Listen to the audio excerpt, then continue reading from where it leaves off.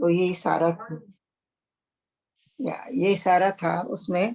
तो बहुत ज्यादा डिटेल तो नहीं जा रहे हैं, लेकिन अंत यही था कि सारे घर के गृहस्थ के कर्मों को निभाते हुए, निष्काम कर्म करते हुए, सेवा करते हुए, और फिर अंत में जो है ईश पूजन करते हुए अपने मन को परमात्मा की तरफ लगाना है। हर कर्म को एक यज्ञ समझ के करते रहना है, और उसके बाद में ध्यान, धारणा, समाधि, इनसे हमने अपनी आत्मा का ज्ञान करना है। यही गीता हमको बताती है। गीता में हम लोगों ने पहले आत्मज्ञान पढ़ा, फिर उसके बाद हमने कर्म योग पढ़ा है, फिर उसमें भक्ति योग पढ़ा है, और जो आत्मज्ञान था उसमें वो सांख्य योग का, इसको ज्ञान योग भी कहते हैं। तो इन सारी चीजों का हम लोगों ने बहुत विस्तार से वर्णन किया था कि, और उसके बाद अब जो ये है हम लोग उपनिषद सार की तरफ आते हैं, तो उसको शुरू करते हैं। स्वामी जी ने क्या लिखा है उन्हीं को पढ़ते हुए, उन्हीं को थोड़ा थोड़ा जो जितना भी हमारी छोटी सी बुद्धि है उसमें जो समझ आता है आपस में मिलजुल कर विचार करते हुए आगे बढ़ेंगे। हाँ जी। तो उसमें कह रहे हैं उपनिषदों का सार है आत्म तत्व विचार, ब्रह्म ज्ञान विवेक से तजना सर्व विकार, लखनात्म तत्व को सूक्ष्म पाना भेद, हानि विद्यानर्थ की करना पढ़ कर वेद। हाँ जी। तो उपनिषद क्या कहते हैं, हमको ज्यादातर उपनिषद सिर्फ आत्मा के बारे में ही बात करते हैं, ब्रह्म के बारे में बात करते हैं।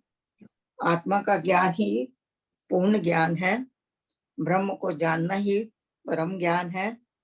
तो इसी की बात वो कर रहे हैं कि उपनिषदों का सार है आत्म तत्व विचार, कि जो हमारा तत्व है, मुख्य तत्व हमारा आत्मा ही है, और उस तत्व को हम विचार करते रहें और आत्मरूप हो जाएं, आत्मसात हो जाएं, आत्मा में स्थिर हो जाएं।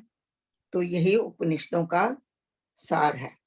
वो कहते हैं ब्रह्म ज्ञान विवेक से तजना सर्व विकार। अब ये कह रहे हैं ब्रह्म ज्ञान, कि हमको ब्रह्म का ज्ञान होना चाहिए, और विवेक से। ऐसा नहीं है कि विवेक हमने कहीं पढ़ लिया ब्रह्म ज्ञान क्या है और उसके ऊपर हम अपना बैठ गए अपने मत देने के लिए, तो उसकी बात नहीं कर रहे हैं। वो कह रहे हैं कि ब्रह्म ज्ञान को पूर्ण जानकर विवेक से, अपने शास्त्रों से, अपने गुरुओं से, इन सब का पूरा ज्ञान प्राप्त करके फिर अपने सब विकारों को छोड़कर, इसमें तप आ जाता है। जो जितने भी विकार छूटते हैं तप के बिना नहीं छूटते हैं। तप के बिना ना जप भी करना पड़ता है, ध्यान भी करना पड़ता है, तभी विकारों का वो होता है। विकार हमारे विचारों में भी होते हैं। तो इन सब का वो कह रहे हैं कि जब ये सब खत्म हो जाता है तब आपको जाके अपने आत्मा का स्वरूप का भान होता है। लखना आत्म तत्व को सूक्ष्म पाना भेद। इससे पहले अभी जो हम ब्रह्म ज्ञान पढ़ रहे थे उसमें थोड़ा और विस्तार कर लें कि ब्रह्म है क्या, आत्मा क्या है, ब्रह्म क्या है। आत्मा के बारे में तो हमने भगवत गीता में भी बहुत पढ़ा है, और हर जगह पढ़ा है कि हमारे शरीर में जो एक चेतन तत्व है वो आत्मा है। उसी का विस्तार ही हमारे शरीर को चलाता है, हमारी आंखों को ज्योति देता है, कानों को श्रवण शक्ति देता है, जीवा को रस देता है, बोल खाने की शक्ति देता है। तो जितने भी कार्यक्रम हमारे शरीर के अंदर हो रहे हैं वो सिर्फ आत्मा की वजह से ही हो रहे हैं। आत्मा ही एक पूर्ण कारण है। तो इस तत्व को हमको जानना है। इस तत्व को हम कैसे भूले हुए हैं, क्योंकि हमने इस तत्व को भूल कर सिर्फ मन, बुद्धि, इंद्रियां और चित्त, इन्हीं में हम खो गए हैं, और हमने अपनी आत्मा के तत्व को विसार दिया हुआ है। तो कह रहे हैं कि इस तत्व का हम विचार करते करते हम आत्मा तक पहुंचे, ये उपनिषदों का सार है। फिर वो कहते हैं ब्रह्म ज्ञान। अब ब्रह्म ज्ञान क्या है? अब ये ब्रह्म का हम लोगों ने पहले पढ़ा तो हुआ है थोड़ा, लेकिन और इसको देखें कि ब्रह्म जो है वो एक अखंड अविनाशी एक तत्व है जो पूरे विश्व को चला रहा है।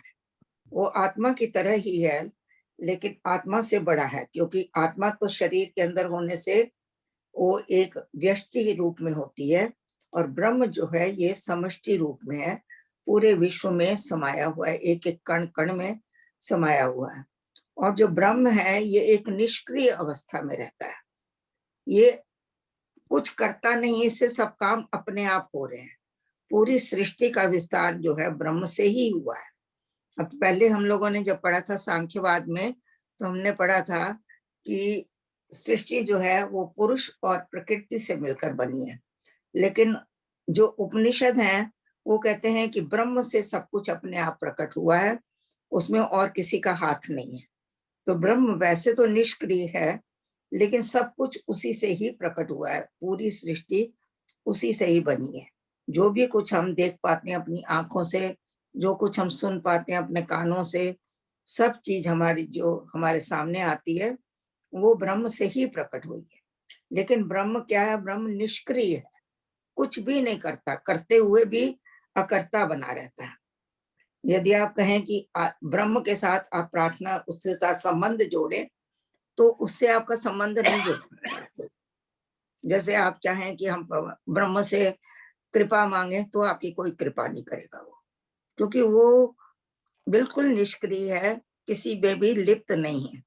अगर आप उससे सामने उसकी प्रार्थना, शक्तियां उसकी विस्तृत नहीं है। नहीं, ब्रह्म की शक्तियां बहुत हैं। नहीं, ब्रह्म शक्तियां हैं, लेकिन वो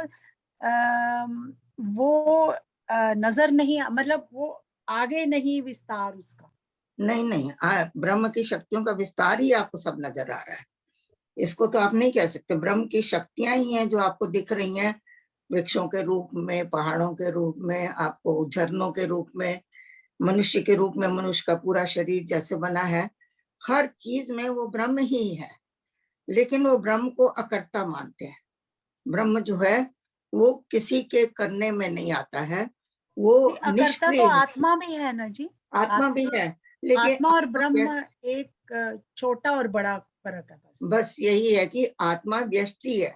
व्यष्टि का मतलब होता है कि व्यक्ति के अंदर एक उसमें है, और समष्टि जो है वो पूरे विश्व में है।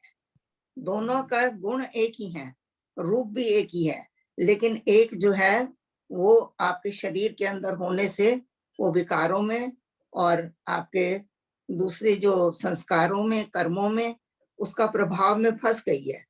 लेकिन ये जो ब्रह्म है वो बिल्कुल निर्दोष है, निर्लिप्त है।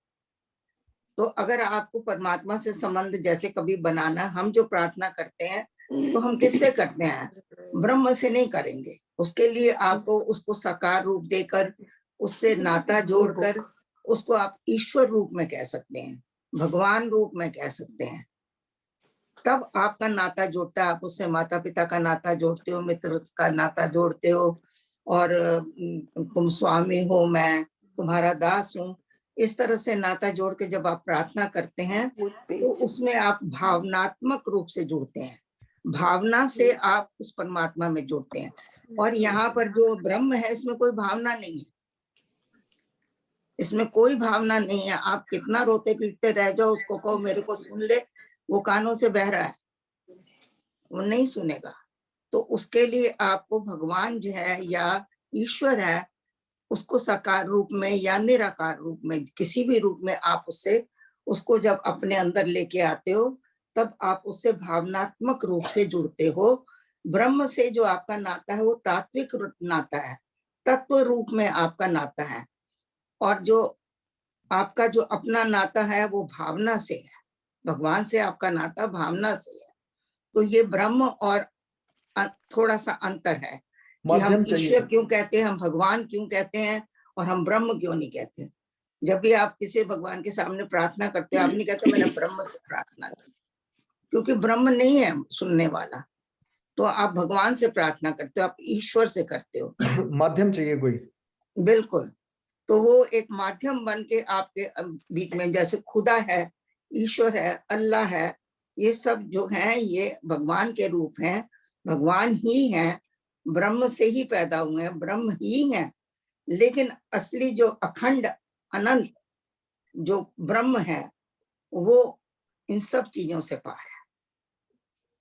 तो ये थोड़ा सा इसका अंतर हमको एक बार समझ में आ जाए तो हम लोगों को आगे समझने में भी थोड़ी आसानी रहेगी। ब्रह्म ज्ञान विवेक से, अब इसका हमको विवेक से इसका समझना है। और कहाँ से समझना है, देखिए आगे आएगा इसमें। आगे ये कह रहे हैं कि लखना आत्म तत्व को सूक्ष्म पाना भेद, हानि अविद्या अनर्थ की करना पढ़कर वेद। अब यहाँ पर ये कह रहे हैं कि ये आपको जो विवेक है कहाँ से आएगा, वेद से आएगा। वेद, अब यहाँ पर वेद खाली लिखा हुआ है, इसका मतलब ये नहीं कि खाली वेदों से ही आएगा। आपको ये जो ज्ञान है ये दूसरे शास्त्रों से भी आ सकता है। शास्त्र हमारे 6 माने गए हैं मुख्य रूप से। मेरे को पूरे नाम याद नहीं है। एक तो उसमें सांख्य में सुना था, एक न्याय सुना है, एक आपका योग सुना है। इस तरह के ये जो शास्त्र हैं 6 शास्त्र माने गए। मीमांसा, या एक उसमें मीमांसा भी है। तो ये इस तरह से 6 शास्त्र हैं। इन शास्त्रों से आपको अपनी आत्मा का ज्ञान मिलेगा। वो कहते हैं जीवन रामायण है, महाभारत है, इसमें उनका वर्णन तो है लेकिन वो आपको ज्ञान इसका नहीं देते हैं। तो ये शास्त्रों की उसमें श्रेणी में नहीं गिने जाते हैं। आपके जो ये रामायण है और महाभारत वगैरह है जो ये शास्त्रों में नहीं आते हैं। शास्त्र सिर्फ 6 बताए हैं उन्होंने। तो वो कह रहे हैं कि इस अविद्या को आपको विनाश करने के लिए, उसका अंत करने के लिए आपको वेदों से ज्ञान लेना पड़ेगा। वेद मतलब शास्त्रों से। अब वो शास्त्र जो है आपको गुरु भी पढ़ के बता सकते हैं, आप स्वयं भी पढ़ सकते हैं, आप किन्हीं और तरीके से माध्यम से भी इनका ज्ञान प्राप्त कर सकते हैं। हाँ जी। तो वो कहते हैं कि इनको हम पाकर फिर अपनी आत्मा के तत्व को पहचान कर सकते हैं और उनका भेद पा सकते हैं। क्योंकि आत्मा का भेद जो है बहुत सूक्ष्म है, बहुत अति सूक्ष्म है। तो इसका भेद पाना इतना आसान नहीं है। और इसको भेद पाने के बाद हमारे में क्या होगा फर्क, हानि अविद्या अनर्थ की। जो हमारे अंदर अविद्या हो गई है, जो अविद्या क्या है कि जो हमारा आत्मा है उसको हम भूल के शरीर को सब कुछ मान के बैठ गए हैं, वो सबसे बड़ी अविद्या है। तो उसकी हानि हो जाएगी, वो समाप्त हो जाएगी। और अनर्थ का मतलब है कि हमने अर्थ को अनर्थ कर दिया। अर्थ क्या है, अर्थ हमारा है आत्मा और अनर्थ हमने क्या करके उसको शरीर बनाया हुआ है। तो हानि अविद्या अनर्थ की करना पढ़कर वेद, कि हमने अपने अविद्या का विनाश करना है। और जो हमने अनर्थ किया हुआ है, अर्थ को हमने अनर्थ किया हुआ है, आत्मा को हमने शरीर माना हुआ है, उसको, उस अविद्या को हटाकर हमने अपने आत्म तत्व को पहचान करना है। और कौन सा आत्म तत्व, जो कि अति सूक्ष्म है, जिसका भेद पाना मुश्किल है, उसका भेद सिर्फ हमको अपने ग्रंथों द्वारा, अपने गुरुओं द्वारा ही मिल सकता है। हाँ जी, कोई कुछ कहना चाहता है इसके आगे? रजनी मेडिटेशन भी इसमें प्रक्रिया है।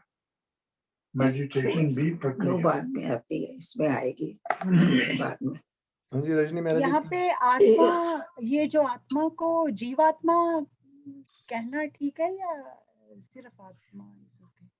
या जब ये आत्मा आपके शरीर में आ जाती है तो जीव में प्रवेश करती है ना। जीव हाँ क्या जी, है? तो वो थोड़ा जीव शरीर प्लस आत्मा। हाँ जी, तो वो शरीर नहीं थोड़ा है, सा नहीं नहीं नहीं नहीं, गलत कह गए हो आप। हाँ, शरीर नहीं है इसमें, जीव में शरीर नहीं आता, वो स्थूल अच्छा। होता है, वो अलग है। जीव में 8 चीजें आती हैं। मैं इनका आपको बताती हूँ जीव क्या है। जीव में 8 चीजें होती हैं। एक तो है पहले आपकी ज्ञान इंद्रियां आती हैं इसके अंदर। हम लोग सोचते हैं कि ज्ञान इंद्रियां और जो कर्म इंद्रियां हैं ये स्थूल शरीर का भाग है, नहीं, फिर लेकिन हम सूक्ष्म शरीर कह सकते हैं उसको। या सूक्ष्म शरीर में पहले तो हम कहते हैं ना मन बुद्धि चित्त अहंकार 4 होते हैं बस, लेकिन नहीं, इसमें इसको 8 चीजों का जोड़ कहा गया है। इसमें 4 के अलावा और भी 4 होते हैं। और 4 कौन कौन से होते हैं? मन बुद्धि चित्त अहंकार को यहाँ पर 1 गिना गया है। हाँ तो जी। यहाँ पर देखिए, एक तो है इंद्रियां, कर्म इंद्रियां, दूसरी है ज्ञान इंद्रियां, तीसरा है प्राण। अब 5 ज्ञान इंद्रियां तो इसको 5 नहीं गिनेंगे, इसको 1 गिन रहे हैं। और 5 आपकी कर्म इंद्रियां तो इसको 1 गिना है उन्होंने। 5 कर्म इंद्रियां 1 हो गया, दूसरी 5 ज्ञान इंद्रियां 1 हो गया, 5 प्राण है वो 1 हो गया, तो 3 हो गए। और चौथा जो है उसमें आता है आपका, मैंने लिखा तो नहीं हुआ, मेरे दिमाग में थी चीजें। तो चौथा इसमें इसमें एक आता है अविद्या। फिर इसके बाद आता है 4 ये अंतःकरण के जो होते हैं, मन बुद्धि चित्त अहंकार, 1 ये हो गए, तो 5 हो गया। और छठा इसमें आता काम। और 2 और है इसमें, इसमें है कर्म और संस्कार। इन 8 चीजों से मिलकर आपका सूक्ष्म शरीर बनता है पूरा। इस सूक्ष्म शरीर के अंदर जब आत्मा का प्रवेश होता है तब उसको जीवात्मा कहा जाता है। हाँ जी, क्योंकि स्थूल तो हर जगह साथ में नहीं जाना ना, जहाँ नहीं, भी स्थूल नहीं जाता सूक्ष्म में ही सारा कुछ साथ में जाके, तो वो जीव जो है वो जी। ये 8 चीजों को, इसको चतुष्ट भी है, इसको 8 गुणों वाला अष्ट भी इसको कहते हैं, अंतःकरण अष्ट। क्योंकि ये 8 चीजों से बना होता है, मैंने अभी आपको गिनाई है। जी जी। तो वो उन चीजों से मिलकर, और फिर इसमें जब आत्मा का प्रवेश होता है तो जीव आत्मा बनता है। लेकिन अगर आप खाली जीव को पूछें कि जीव क्या है, तो ये जो हमारा सूक्ष्म शरीर है 8 चीजों से मिलकर बना हुआ है, ये हमारा जीव है। नॉट स्थूल नहीं को हटा के, नहीं नहीं, स्थूल बाकी इसमें सारा नहीं कुछ है। हाँ जी, बाकी या। और एक इसमें और चीज आपको बताएं जो कि आपको शायद बड़ा आश्चर्य लगेगा सुन के, मुझे भी लगा था। वो कहते हैं क्या मृत शरीर में आत्मा होती है? तो आप लोग कहेंगे कि नहीं, मृत शरीर में तो आत्मा नहीं होती है, आत्मा तो निकल जाती है। लेकिन वो कहते हैं नहीं, मृत शरीर में भी आत्मा होती है, लेकिन वो कार्य करना बंद कर देती है। आपके शरीर के अंग जो हैं वो उतना सक्षम नहीं होते हैं कि उसकी जो है मतलब जो वो आपको शक्ति दे रही है, वो शक्ति काम नहीं अंदर में कर रही है। तो आपको लगता है कि उसकी शक्ति नहीं है, क्योंकि आत्मा व्याप्त है हर जगह। वो निकल जाती है लेकिन फिर भी खाली जगह पर उसका स्थान होता है, कि बिना आत्मा के कोई चीज है ही नहीं, हर जगह पर आत्मा है ही है। तो चाहे वो निकल जाएगी तो जो निकली है उसके साथ भी आत्मा थी, और जो जगह खाली हुई है वहां पर भी आत्मा ही है सूक्ष्म। ये बड़ा ताज्जुब लगा था मेरे को भी सुन के, समझ के। Yeah, that's amazing. That's amazing, Kamlesh Didi. Nobody knew that. या इसीलिए तो मैंने शेयर किया है, क्योंकि मुझे खुद Thank को you. बड़ा अजीब लगा था कि भाई वो कहते हैं कि क्या मृत शरीर में आत्मा होती है? हम कहते हैं बिल्कुल नहीं होती। तो Yeah. कहते हैं जब आत्मा व्याप्त है हर जगह पर, एक कण कण में व्याप्त है, तो वो मृत शरीर में भी तो व्याप्त है ना। अच्छा, काम नहीं कर रही है बस वहां। हाँ जी रजनी महाराज जी, 3rd and 4th। अच्छा। जय राम हरे, जय राम हरे, भव भय भंजन भगवान हरे। जय राम हरे, जय राम हरे, भव भय भंजन भगवान हरे। पराविद्या से जानना ब्रह्म हरि भगवान, आत्म तत्व विवेक को कहना उत्तम ज्ञान, रहना ममता भाव नो नो नो, में, समता समता। सॉरी, रहना समता भाव में, सबको सब ही जान, ईश अखंड उपास करना अग ही हान। अघ, जय सिया राम। व्हाट इज हाँ, अग? अघ माने होता पाप। अच्छा, करना अग ही हान। अघ की जय हान, श्री, हाँ जी, करना अघ की हान। करना अग ही हान। थैंक यू, हाँ जी। थैंक यू जी। अब वो जय कह श्री रहे राम। हैं कि आत्मा का ज्ञान जो है ये कैसा ज्ञान है? ये पराविद्या का ज्ञान है। पराविद्या है ये। अपराविद्या और पराविद्या को बहुत बार केवल जी ने समझाया था और काफी लंबा समझाया था। अगर सबको याद हो कि जो भी अपराविद्या होती है वो है एक भौतिक विद्या, संसारी विद्या, बाहर की विद्या, जो कि हम अपनी इन इंद्रियों से ग्रहण करते हैं। आंखों से, कानों से, जो कुछ भी हमको दिखता है उससे हमको ज्ञान तो मिलता ही है। उस ज्ञान को अपरा विद्या कहते हैं। लेकिन जो ज्ञान के अंदर कोई भी आपकी बाहरी इंद्रियां वगैरह बिल्कुल भी इन्वॉल्व नहीं होती हैं, बिल्कुल उसके साथ उनका कोई संपर्क नहीं होता, और ये ज्ञान जो है सिर्फ आपको परमात्मा से ही मिलता है, परमात्मा की कृपा से ही मिलता है, और उसमें आपको अपना अनुभव होता है। वो विद्या जो है, जो परमात्मा की तरफ आपको ले जा रही है, जिसने आपको आत्मा का ज्ञान कराया है, उस विद्या को परा विद्या कहते हैं। कहते हैं उस विद्या से आप परमात्मा को या ब्रह्म को जान सकते हैं। ब्रह्म हरि भगवान, ब्रह्म को, भगवान को आप जान सकते हैं। किससे? नट अपरा से, परा विद्या से। और परा विद्या कैसे आपको मिलेगी? वो जो है परा विद्या के लिए आपको अंतर्मुखी होना पड़ता है, बहुत ज्यादा अभ्यास करना पड़ता है। और परा विद्या से आप जो है अपना ऊपर, अपनी सुरती को ऊपर की तरफ ले जाते हैं, और ऊपर जाने से आपको जो अनुभव होते हैं, और वो अनुभव जो है वो आपकी इंद्रियातीत होते हैं, इंद्रियों से परे होते हैं, मन बुद्धि से परे होते हैं, चित्त अहंकार से परे होते हैं। ऐसे अनुभवों को जब आप पाते हैं, अपने अंतर्मुखी होकर, अपने अंदर जाकर पाते हैं, तो वो एक परा विद्या होती है।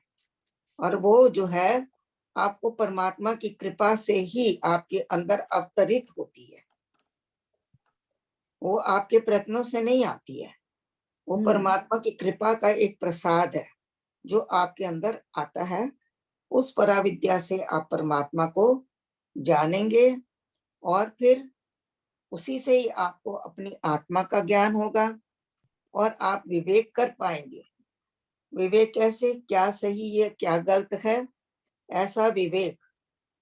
और जो है इसी को उत्तम ज्ञान कहते हैं, जो विवेक करके हम अपनी आत्मा तक पहुंचते जाएं कि ये भी नहीं है आत्मा, मन भी मेरा आत्मा नहीं है, शरीर भी मेरा आत्मा नहीं है, आंखें भी नहीं है, कान भी नहीं है। विवेक करते जाएं, और फिर उसके बाद में आप अंतर्मुखी होकर जब उस तत्व की ओर बढ़ते हैं, और अंत में जब उस तत्व की आप पहचान कर लेते हैं अपने विवेक से, तो तभी आप ज्ञानी भी बनते हैं। और उस ज्ञान को उत्तम ज्ञान कहा गया है, जिसी को भगवान श्री कृष्ण ने कहा है कि मुझे ज्ञानी भक्त अति प्रिय है।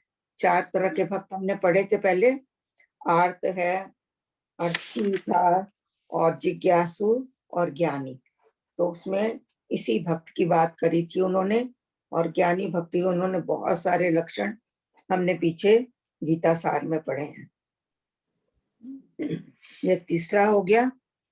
हाँ जी, आगे बढ़े चौथा जी बढ़ गई। या चौथा करें। परा विद्या जो केवल जी ने थोड़ा सा मुझे याद है बताया था कि जैसे हम कहते हैं ना, एक हमारी साधना, जो परमात्मा का ज्ञान होने के लिए हमारी साधना जिससे कि मन को शुद्ध करना है, और परा विद्या जो प्रभु की हम कृपा कहते हैं, परमात्मा की कृपा प्लस होती है, तब हमें ज्ञान होता है। तो वो ये परा विद्या ही जो एक चेतन शक्ति है उनकी, परमात्मा की, वही जो है वो प्लस, और हमारी साधना, ये दोनों प्लस होके फिर हमें ब्रह्म ज्ञान का तत्व ज्ञान। Is that? अंत में तो है, देखिए, जो आपकी साधना है, आपका प्रयत्न है, आपका अभ्यास है, वो सब खत्म ही होना पड़ता है, हाँ जी, क्योंकि वो उसके ऊपर आपका, वो कहते हैं, इससे आपको कभी परमात्मा की प्राप्ति नहीं होती है। नहीं क्योंकि ये ये आपके कृपा मार्ग इनकी में जरूरी है। सहायक है, हाँ जी, ये सहायक है जरूर, लेकिन अंत जो है उसकी कृपा ही चाहिए। वही कृपा जो परा विद्या से जानना जो हम पढ़ रहे हाँ, हैं, वही वही कृपा जो एक है, कृपा है। हाँ जी, उसी को ही पराविद्या आप कहेंगे। वही कृपा। हाँ जी, हाँ वही। जी। रहना समता भाव में, सबको सम ही जान।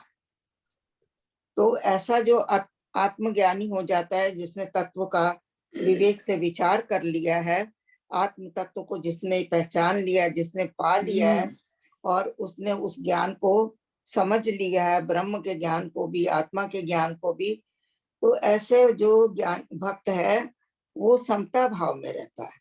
अब उसका लक्षण बता रहे हैं कि वो समता भाव में रहता है और सबको सम जानता है, अपने समान ही जानता है। वो कहता है, अगर मैं आत्मा हूं तो दूसरा भी आत्मा है, और उससे, उसके साथ वो उसी तरह का व्यवहार भी करता है, क्योंकि वो उसको अपने बराबर ही समझता है। उसको भी शरीर समझ के नहीं छोड़ देता, ऊंचा नीचा नहीं मानता कि मैं बड़ा हूं, ये छोटा है, मुझे ज्यादा ज्ञान है, उसको नहीं है, वो सुंदर है, मैं सुंदर हूं, वो सुंदर नहीं है। ये कई तरह के हमारे अंदर जो भाव होते हैं, जो हमको समता से अलग करते हैं, यही विकार तो है। यही विकार होते हैं। तो इन सब में वो बिल्कुल स्थिर हो जाता है, उसको सब पता लग जाता है विवेक से। आत्म तत्व को पहचानने के बाद वो सबको आत्म रूप ही जानने लग जाता है। ईश अखंड उपास कर, करना अघ की हार। तो वो क्या करता है कि उस अखंड परमात्मा को, अखंड ब्रह्म को, उसकी उपासना करके, उसको ध्याकर, उसका चिंतन करके, उसका मनन करके, उसका जाप करके, उसका पाठ करके, उसका ध्यान करके, उसको धारणा करके, जितने भी तरह तरह के हमारे पास में साधन है, उन सबको करके, वो उसका जो उद्देश्य है कि करना अघ की हान, सारे पापों से अपने को मुक्त करना है, इस पापों वाली दुनिया से बाहर निकल के उसकी हानि कर देनी है, पापों को खत्म कर देना है। हान मतलब हानि, अघ मतलब पाप, पापों को समाप्त कर देना। किस तरह से? ईश की उपासना करके, अखंड ईश की, अखंड परमात्मा की, अखंड ब्रह्म की उपासना करके हमने अपने पापों को दूर करना है। और ये कब होएंगे? जब हम आत्म तत्व को जानेंगे। और उस आत्म तत्व को जानने के लिए हमको क्या क्या करना है, उसका जो है उन्होंने आगे वर्णन भी किया है, और यहाँ भी हमने थोड़ा सा बताया है। हाँ जी। Anyone like to put any comments? हाँ, मैं कमेंट करूं? हाँ जी, हाँ हाँ जी। जी। 3 और 4 के बारे में ही है। बेसिकली कमलेश जी ने कहा कि बाहर का जो ज्ञान है वो है तो काम का, लेकिन सेकंड हैंड है। असली काम आता है अंदर से, तभी परा और अपरा की बात आ रही है। मैं एक छोटा सा एग्जांपल दे दूं, शायद बात क्लियर। एक जगह मीटिंग हो रही थी, बड़े बड़े ज्ञानी आए हुए थे और ऑडियंस भी काफी सारी थी सुनने वाली। बहुत सारी जोर दिया गया कि अहंकार ना करो, पैसे के पीछे मत भागो, काम वासना के पीछे मत भागो। सारा कुछ बोल दिया लोगों ने, तालियां भी मार दी। सब कुछ जब हो गया, लोग चले गए, तो ये चारों ज्ञानी बैठे स्टेज के पीछे अकेले डिस्कस कर रहे थे कुछ। तो पहले ने कहा, भाई देखो, लोगों को तो मैंने बोल दिया, लेकिन मैं पैसे के बिना रह नहीं सकता। पैसा ना आए, आना हो तो मेरे डिस्टरबेंस है, और कहीं चला जाए तो मैं रात भर सो नहीं पाता। कोई इलाज है तो आप मुझे बता दो, बाकी ज्ञानी हो। तो दूसरा कहता है, छोड़ो ना, पहले मेरी बात सुनो। मैं उसने अपना कोई बताया कि वासना के ऊपर मेरे से कंट्रोल नहीं होता। वो कहते हैं मैं चर्च में पादरी हूँ, जब तक लेडीज आई होती हैं तो मैं बड़े अच्छे से भाषण देता हूँ, नहीं आई होती तो नहीं कर पाता। तो तीसरे ने कहा कि क्रोध या कोई और चीज है मेरे में भी, उसने भी बता दिया। तो तीनों तो कहते हैं ये मेरी आदत है, बाई डिफॉल्ट है, मैं करूं तो करूं कैसे कंट्रोल। इतने में एक चौथा भी खड़ा हो गया, वो था मुल्ला नसरुद्दीन। वो कहता है मैं भी बोलूंगा, आप आदत से हो। पहले मैंने सारा कुछ सुन लिया, पहले बारी लोगों के सामने भी, लोगों के पीछे भी, अब मैं लोगों को बता के आऊंगा, मुझे चैन नहीं आएगा। तो वो कहते हैं कि आई इंसिस्ट कि I have to tell to everyone कि जो सुन रहे हो, देख रहे हो, पढ़ रहे हो, काफी नहीं है। तुम्हें ज्ञान अंदर से ढूंढना पड़ेगा, आप ढूंढना पड़ेगा, जाप खुद करना पड़ेगा, और जो लोग बता रहे हैं वो खुद भी इससे पार नहीं है। बस बहुत अच्छा बताया। Kiran ante 4th, हाँ जी। 5th and 6th please. 5th and 6th, okay. जय सिया राम। पार ब्रह्म उपासना ध्यान धारणा संग जाप पाठ हरि नाम का करना धार उमंग लीनता लाभ अनंत में कहा मुक्ति शुभ धाम 3 गुणों को लांग कर पाना पद आराम 3 गुणों को लांग कर पाना पद आराम। जय सिया राम। हाँ जी, आगे वो यही कह रहे हैं कि भाई जो आत्म तत्व को जानने के लिए हम कहाँ से शुरू करते हैं। शुरू हमारा है कि नाम जाप पाठ हरि नाम का, कि प्रभु के नाम का हम जप पाठ और कीर्तन चिंतन ये सब हम लोग करते हैं, जैसा कि हम लोग भी कर रहे हैं। और करना धार उमंग, किस तरीके से करना है, नहीं मेरे ख्याल मैं दूसरी लाइन पे चली गई हूँ। या पार ब्रह्म उपासना है, पार ब्रह्म उपासना ध्यान धारणा संग। हाँ जी, अब यहाँ पर कह रहे हैं कि पार ब्रह्म, पार क्यों कहते हैं ब्रह्म को, पार उसका पारावार नहीं पाया जाता। हाँ जी, एक तो वो अपरंपार है, उसका कोई पारावार नहीं है। या दूसरा है कि वो सबसे अलग है, दूसरा वो सबसे पार है, ना तो उसके अंदर 3 गुण है, ना उसके अंदर कोई माया है, ना उसके अंदर कोई काल है, ना कोई देश है, और ना ही उसके अंदर और कोई तरह का विकार है। तो इन सब चीजों से वो पार है, वो अनंत है, उसका कोई भी अंत भी नहीं है। तो अनंत है इन गुणों को देखते हुए, और वो सब लोकों से पार है, वो किसी लोक में भी नहीं आता है, किसी समय में भी नहीं आता है, हर चीज से वो पार है, इसलिए उसको पार ब्रह्म कहते हैं। और वो अनंत है इसलिए भी उसको पार कहते हैं, क्योंकि उसका पार किसी ने पाया ही नहीं है। तो ऐसे ब्रह्म की उपासना हम कैसे करते हैं, तो देखिए उसके लिए जाप पाठ है, परमात्मा का नाम का सुमिरन है, ये सब करना है, और साथ में ध्यान धारणा सब। अब इसमें उन्होंने कहा कि ध्यान धारणा, लेकिन पहले पतंजलि योग में धारणा पहले आता है, ध्यान बाद में आता है।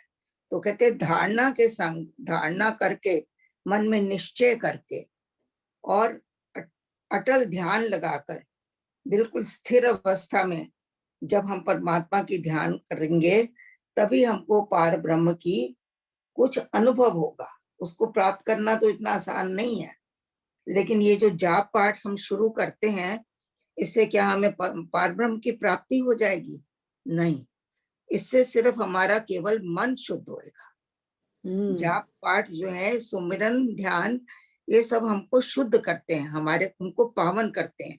जो हमारे अंदर तरह तरह के राग द्वेष क्रोध लोभ माह, ये जो मोह है, मद है, ये मत्सर है, इतनी चीजें हैं, इन चीजों के से हम भरे पड़े हैं, इन चीजों ने हमें घेर रखा है।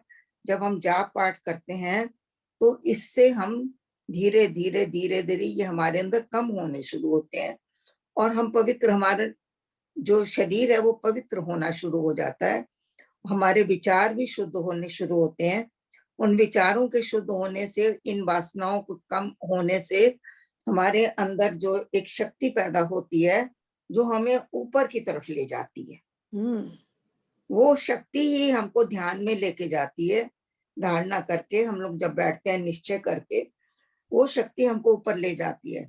लेकिन अगर हम ये कहें कि खाली हम जाप करते जाएं, हमें ब्रह्म की वो मिल जाए, ब्रह्म का भेद मिल जाए, हम पार ब्रह्म को प्राप्त हो जाएं, या हम उसको जान लें, तो वो नहीं है। ये हमारी पहली सीढ़ी है जाप पाठ। जाप पाठ हमारी सीढ़ी है। इसको करते करते जब हम असली, हमको जब भी कोई भी ज्ञान होता है वो ध्यान में होता है। बिना ध्यान के हमको किसी तरह का भी ज्ञान नहीं मिलता है। उसके अलावा जो हमको जो भी ज्ञान मिलता है वो सिर्फ अपरा ज्ञान है, बाहर का ज्ञान है, इंद्रियों द्वारा प्राप्त किया हुआ ज्ञान है।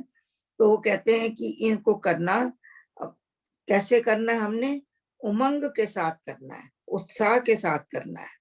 जाप पाठ भी करना है तो ये नहीं कि भाई हमारे ऊपर कोई मुश्किल आ गई है, मुसीबत है, करना ही है जी, ये तो कोई बड़ी जबरदस्ती है, वो नहीं है।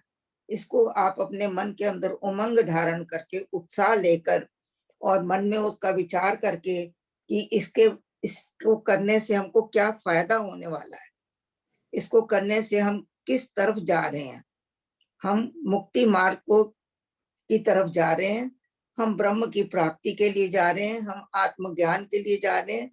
इस तरह का ध्येय लेकर रहना और अपने अंदर उमंग और उत्साह लेकर जब हम ध्यान धारणा करेंगे तभी हमको पार ब्रह्म की का अनुभव होगा। आगे वो कह रहे हैं लीनता लाभ अनंत में। अब हमको उसमें धीरे धीरे लीनता होनी शुरू होती है। जब हम कभी कभी जाप करते करते भी हम एक कुछ सेकंड के लिए लीन हो जाते हैं, और वो जो लीनता का जो है ये आनंद का अनुभव है। लीनता शब्द जो है ये हमको क्या देता है, आनंद देता है। लीनता लाभ अनंत में, जब हम अनंत में मिक्स में जुड़ जाते हैं या अनंत से जुड़ जाते हैं या अनंत में मिल जाते हैं, उस हमारी लीनता उसमें हो जाती है, तो उसमें तभी हमको जो है मुक्ति का द्वार या मुक्ति के धाम का अनुभव होता है। तभी हम मुक्ति को प्राप्त भी करते हैं। बिना लीनता लाभ के हमको ये अवस्थाएं प्राप्त नहीं हो सकती हैं। और फिर हमने आगे क्या कह रहे हैं, 3 गुणों को लांघ कर।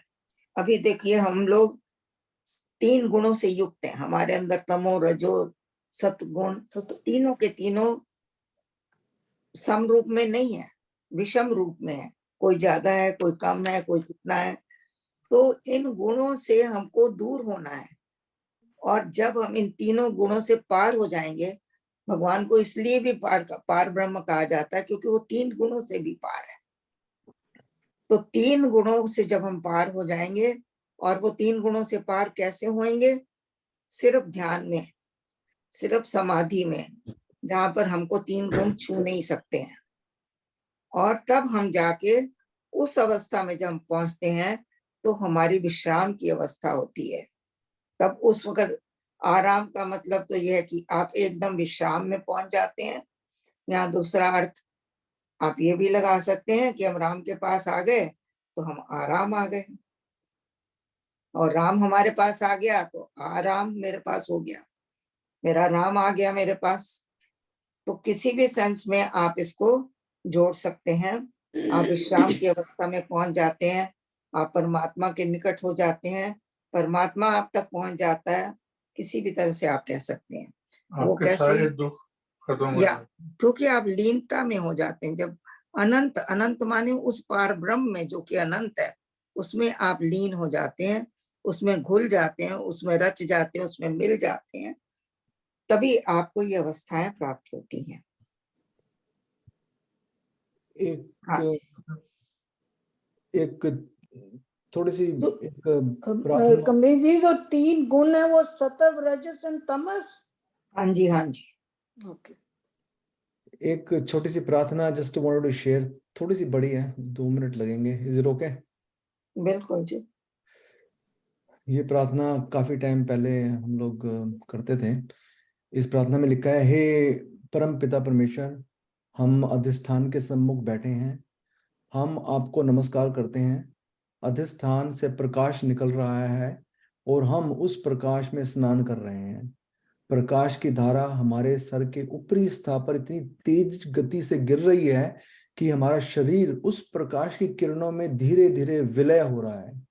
इस विलय होने में बड़ा ही आनंद आ रहा है और ऐसा लग रहा है कि हमारा सिर लुप्त होता चला जा रहा है, हमारा माथा वाष्पित हो रहा है, हमारे कान, आंख, नाक और मुंह पिघल रहे हैं, हमारी गर्दन अदृश्य हो गई है। ऐसा सा दृश्य होता हुआ प्रतीत देखो, हमारा सिर्फ धड़ ही इस समय बैठा है। अधिष्ठान से डिवाइन ब्लिसफुल किरणें निकल रही हैं और हम उस अपार आनंद की सीमा में निश्चल, अविचल, अडोल होकर उस परम आनंद की अनुभूति कर रहे हैं। अब धीरे धीरे हमारा धड़ भी उसी किरणों में समा रहा है। हमारे कंधे, भुजाएं, छाती, पेट और सभी अंग इस डिवाइन ब्लिसफुल प्रकाश में अर्पित हो गए हैं और हमारे पैर भी उसी किरणों में लुप्त हो गए हैं। हमारा पूरा शरीर अधिष्ठान से निकली डिवाइन ब्लिसफुल किरणों में लुप्त हो गया है। हमारा अन्न में और प्राण में कोश से बना हुआ शरीर अधिष्ठान में पूर्णतः समा गया है। अब हमारी आत्मा मनोमय, विज्ञान में कोश की परतों से ढकी हुई है और अब अधिष्ठान की किरणें इस मनोमय और विज्ञान में कोश की परतों को भी भेद करके हमारे को पूर्ण विलय करवा देती हैं। तो ऐसा सा जैसे अभी आपने बताया वैसे से ये प्रार्थना हम बहुत पहले करते थे और ऐसा इसी को लीनता लाभ कहते हैं, इसी को लीनता लाभ अनंत में। ये देखिए जो लाइन है पूरी की पूरी इसी में फिट होती है कि उस अनंत में बिल्कुल लीन हो जाना, घुल जाना, मिल जाना और लुप्त हो जाना, उसी को लीनता कहते हैं। तो अनंत क्या है? वो जो हमारा अधिष्ठान है वो एक अनंत का स्वरूप है। परम आनंद की स्थिति, परम आनंद, परम आनंद की स्थिति है। किरण, हाँ जी कमलेश आंटी आप ही मेरे ख्याल। उपनिषद का अर्थ यही होना ईश समीप, बैठना ईश ध्यान में, लिए विवेक सुदीप, सार मर्म का कथन जो, वेद भेद जो सार, ब्राह्म्य भेद रहस्य जो, अर्थ यही मन धार। हाँ जी, यहाँ उपनिषद का अर्थ बताया है। उपनिषद का अर्थ है कि प्रभु के समीप या गुरु के समीप बैठना।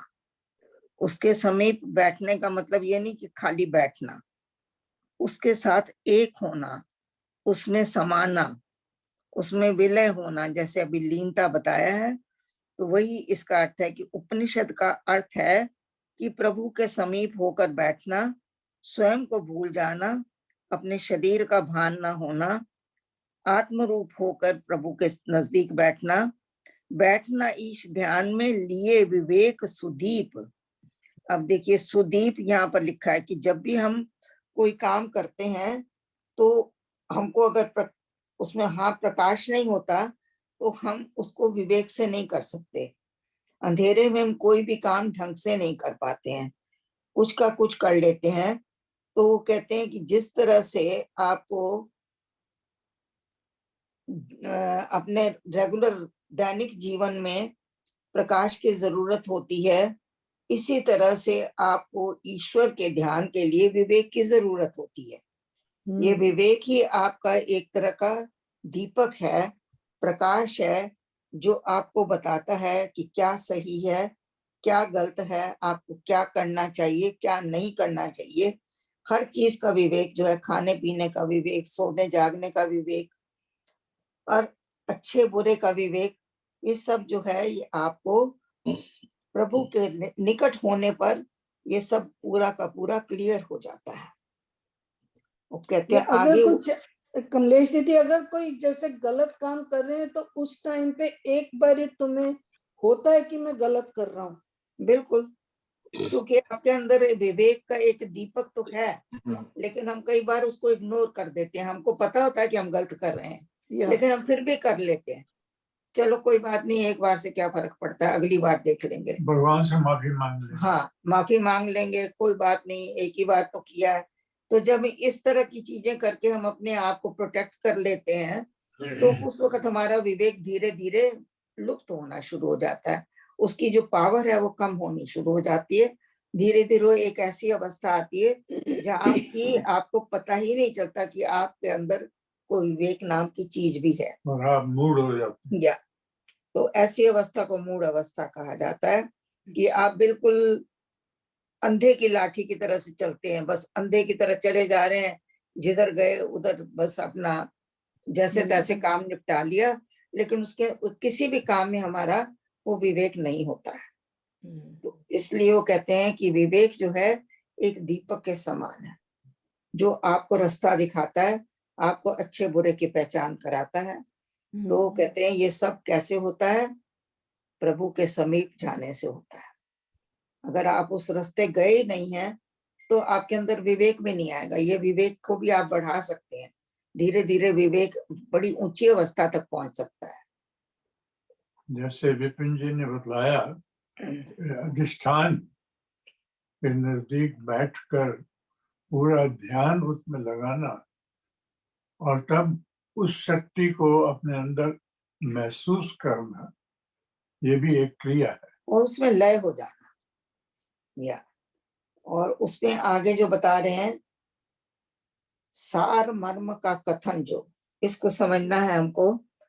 सार मर्म का कथन जो वेद भेद जो सार, ब्राह्म्य भेद रहस्य जो अर्थ, यही मन धार। इसका अर्थ क्या होगा? इसका वो कहते हैं कि जो हमको वेदों ने जो भी बताया है, वेदों का जो सार है, वेदों का जो मर्म है, मर्म भी क्या होता है? सार की तरह ही मर्म होता है, कि उसकी असली उसको बताने की उनकी इच्छा क्या है, क्या हमको बताना चाहता है वो हमको। कोई भी चीज हम जब करते हैं तो कहते हैं ना, एक तो होता है सार, आपने उसका निचोड़ निकाल लिए, एक होता है मर्म को, भेद को जानना, कि ये चीज हमें क्या बताना चाह रही है, इसके अंदर क्या वो है, क्या कहते हैं कि क्या इनकी एक दृष्टि क्या है, किस दृष्टि से ये चीज हमारे सामने आ रही है, इसके अंदर क्या मर्म छुपा हुआ है। तो वो कह रहे हैं कि जो What is behind it? Behind it, या जो भी है, कहते हैं जो भी हमको कथन हमारे सामने आते हैं, सार मर्म का कथन जो वेद भेद जो सार, जिन्होंने वेदों का भेदन करके उस सार को जाना है, जिन्होंने वेद क्या है? शास्त्र, हमारे शास्त्रों को भेद करना, मतलब उनकी तह तक जाकर उनको छेद कर, छेद भेदना मतलब होता है कि बिल्कुल गहराई तक जाकर जिन उनका जो सार निकाला है, और उनका सार निकाल के उनके पीछे क्या रहस्य है उसको जाना है।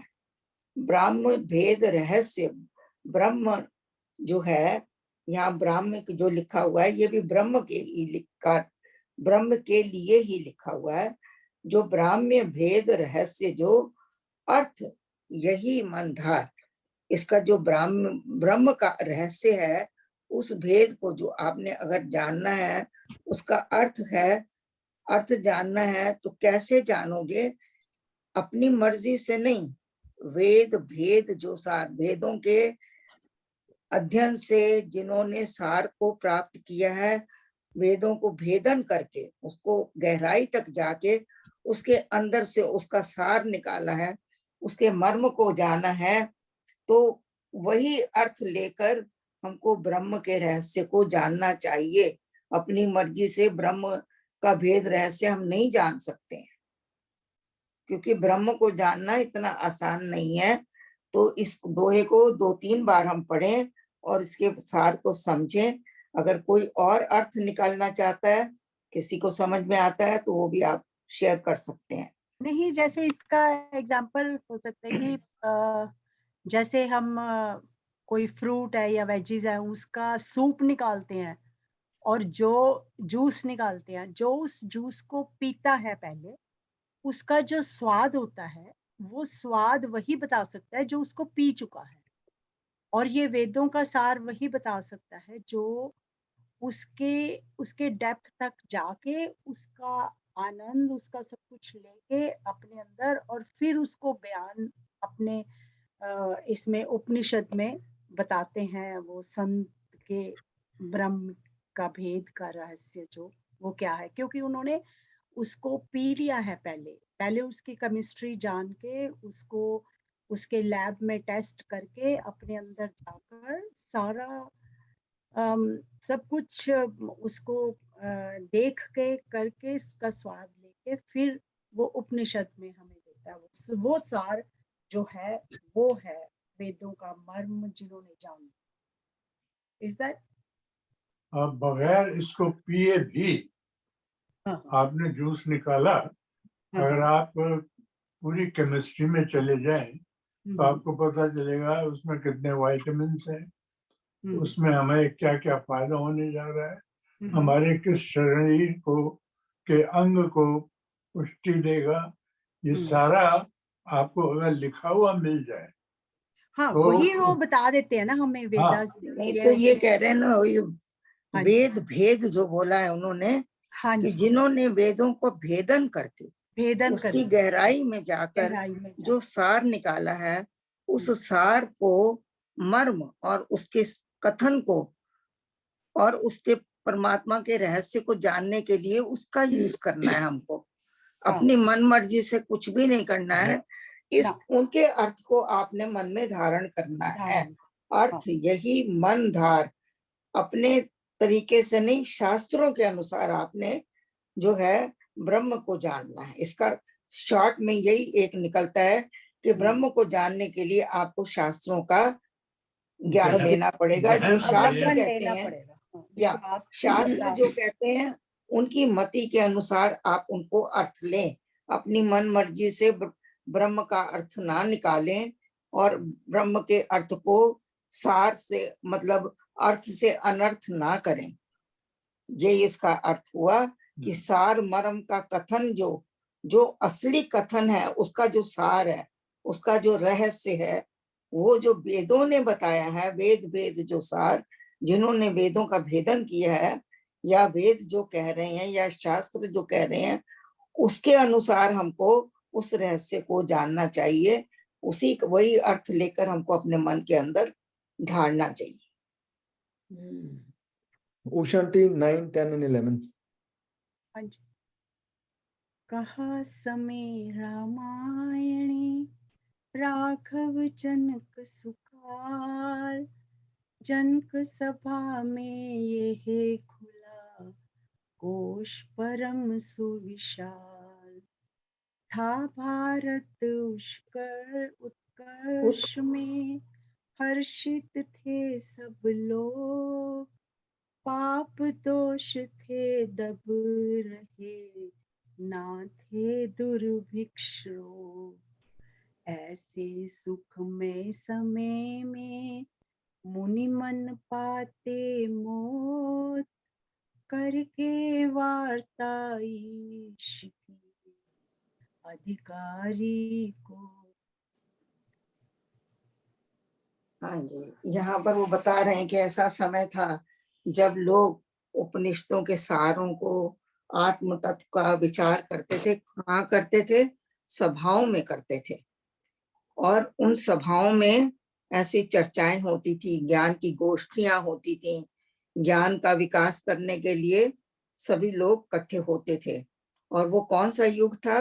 रामायणी युग था, राम का युग था, और जिसमें कि राजा जनक भी थे। और वो सुंदर काल था। क्यों सुंदर काल था?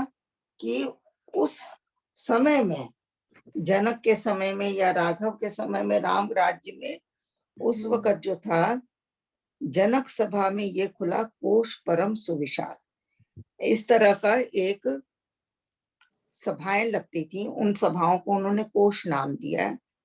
कोश मतलब होता है धन, जहां पर धन को संभाल के रखा जाता है उसको कोश कहते हैं। तो ये ज्ञान भी जो है ये एक कोश के समान है, ये भी एक परम धन इसको कहा जाता है। तो इन जनक की सभा में इस तरह से बहुत लोग इकट्ठे होते थे, राजे महाराजे भी इकट्ठे होते थे, संत समागम होता था, संत लोग भी आते थे। हमने पहले भी भक्ति प्रकाश में पढ़ा है कि राजा जनक के उसमें अष्टावक्र भी आए। तो इस तरह की वहां पर गोष्ठियां होती रहती थी। तो कहते हैं था भारत उत्कर्ष में। भारत उत्कर्ष मतलब ऊंचाई पर जा रहा था, उत्कर्ष मतलब ऊंचा जा रहा था। हर्षित थे सब लोग बड़े खुशहाल थे, उनका उन्नति भी जीवन कह सुखी सकते था। हैं। हाँ जी, हाँ इसका जी, उन्नति भी कह सकते हैं। बिल्कुल बिल्कुल, भारत उन्नति कर रहा था, ऊंचाई पर जा रहा था, एक ही बात है ना। हाँ था जी, भारत उत्कर्ष में, हर्षित थे सब लोग, लोगों के जीवन में सुख था, उनको कोई चिंताएं नहीं थी, उनको कोई रोग नहीं थे।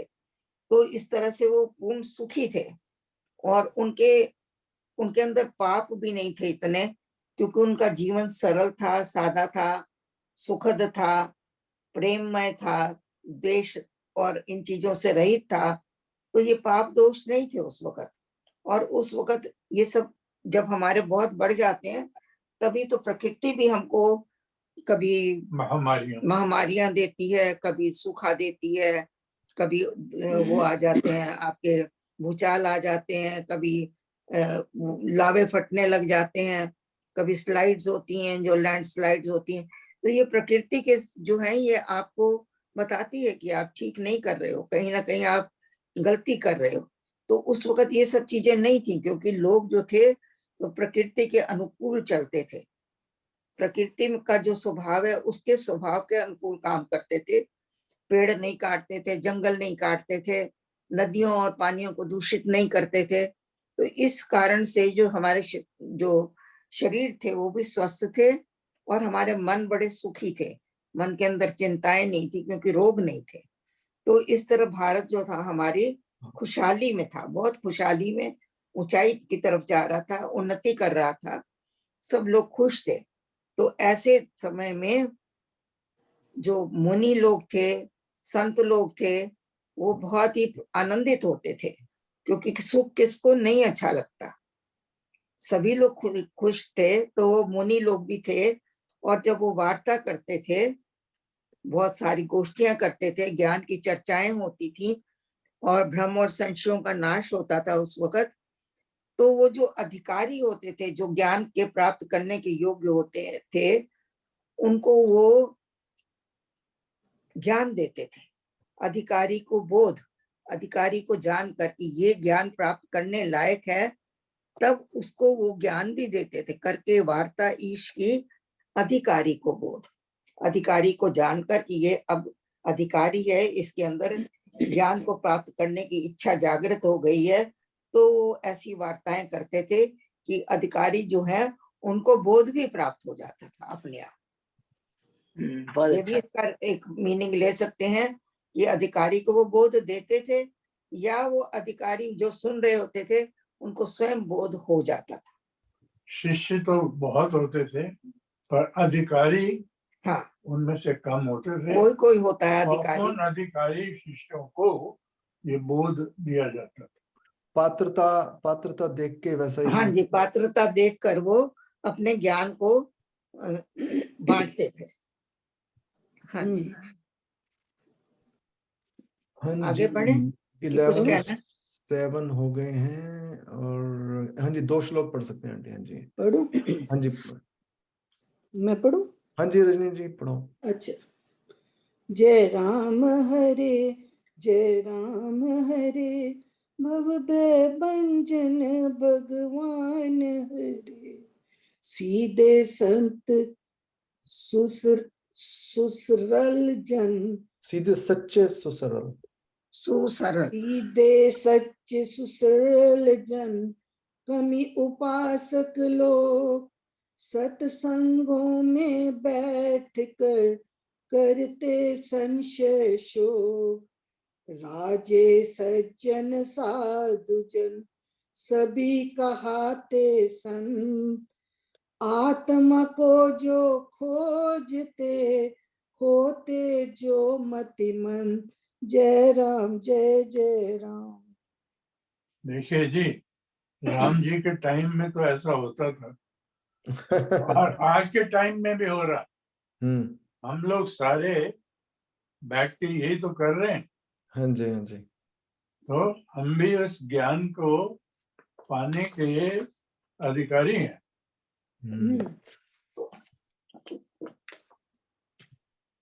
कोशिश चल रही है। पानी हाँ जी, कोशिश चल रही है। हाँ जी।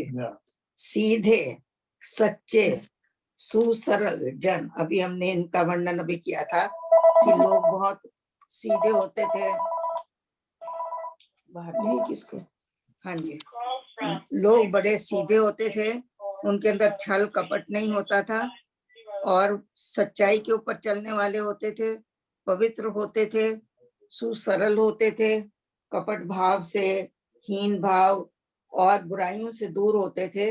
उनका जीवन बहुत सरल होता था और लोग जो थे कर्मी थे, निष्कर्मी नहीं थे, कर्मी थे।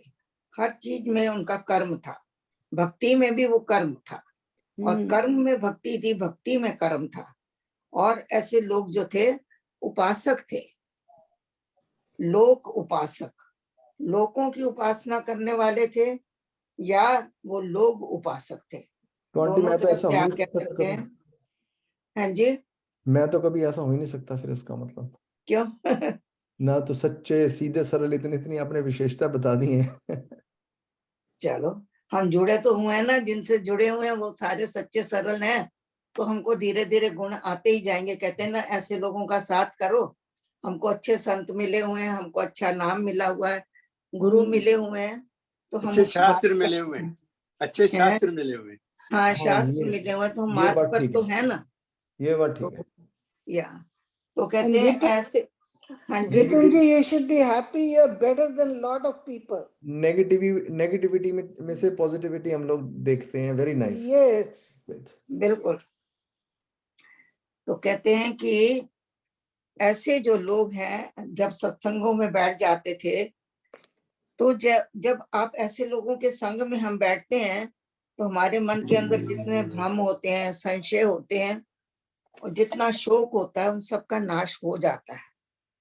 वो कह रहे हैं सीधे सच्चे सुसरल, जो सरल होते थे, उनको बिल्कुल भी अंदर बाहर से एक तरह से, कथनी करनी उनकी एक तरह, खाना पीना उनका बहुत सादा, तो ऐसे लोगों को सुसरल ही कहा जाता है।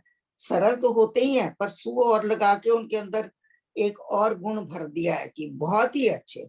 सु मीन्स, तो ऐसे लोगों के, और जो कर्मी थे, हर कर्म करते रहते थे, दूसरों के सुख के लिए, अपने परिवार के सुख के लिए, माता पिता की सेवा के लिए, जन समाज की सेवा के लिए, कोई ना कोई उन्होंने कुएं खुदवा दी, जिसकी जो समर्थ होती थी वो अपने हिसाब से सेवा करता था, और सेवा जो है वो कर्म होता है।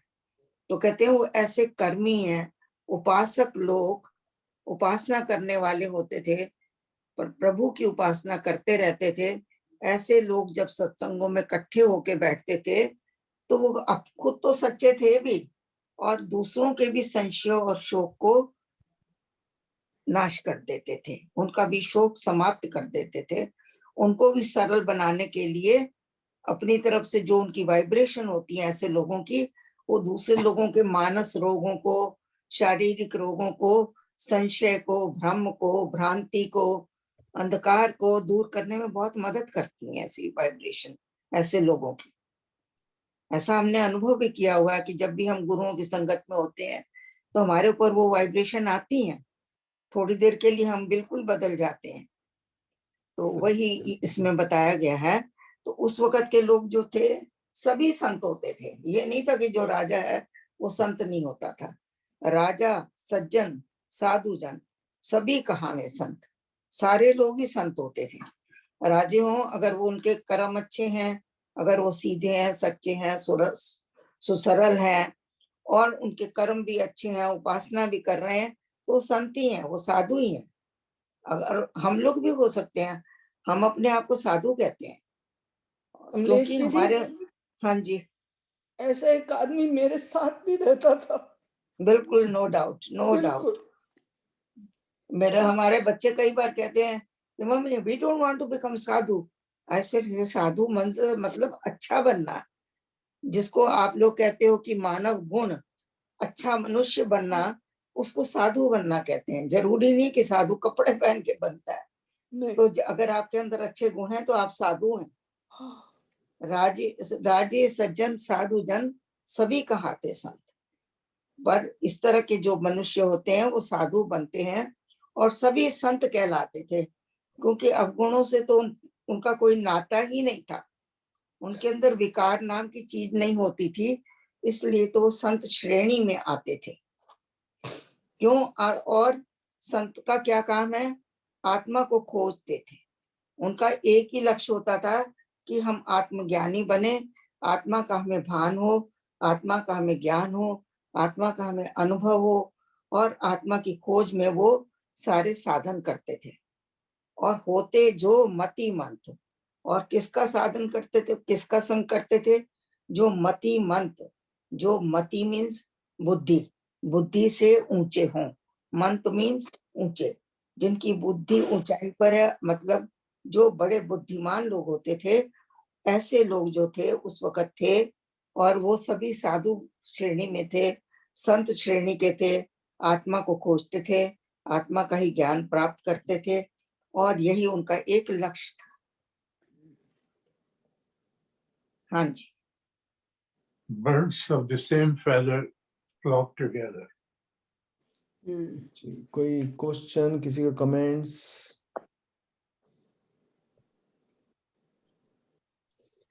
So I think we can stop the record.